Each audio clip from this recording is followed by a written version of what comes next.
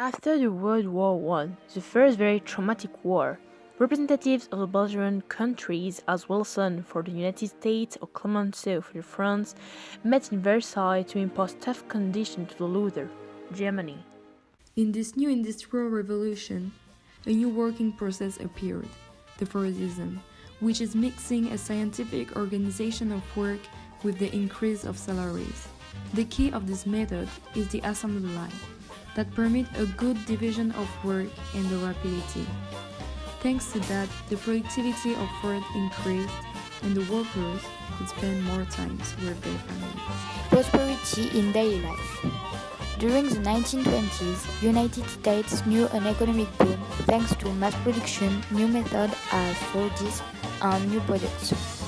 Urban population became more important than rural one because cities were offering more jobs, in factories for example. People had a higher wage, so they spent more money to buy cars or houses.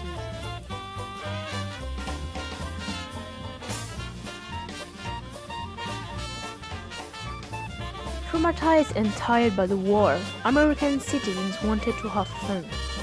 Thanks to the economic boom, the living conditions increased. They could afford to go out more, take time for them. In fact, 1920s can be considered as a time of fun, where people could go to cinema, bars, restaurants, holidays. This new state of spirit permitted the development of radio, cinema, and sport. The 1920s could be described as the golden age of American sports, because, as we said, workers had more leisure time. The development of cars permitted the first cars racing.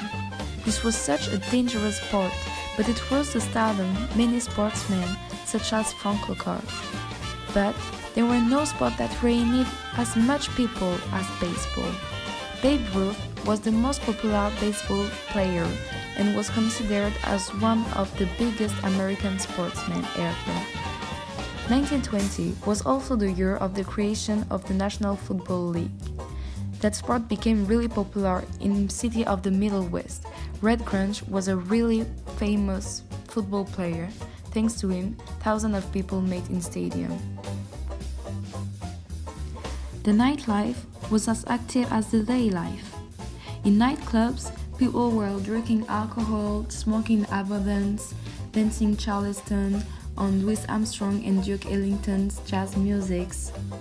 Black artists' skills started to be recognized. 1920s was also a time of cultural changes. Girls of the upper classes could go out, drink, flirt, dress how they wanted. The women's rights struggle started here. Prohibition and gangsterism. But 1920s weren't just a time of freedom. To decrease consumption of alcohol and crimes, the Congress of United States voted the 18th Amendment in 1919. This law forbade the sale and transporting of alcohol.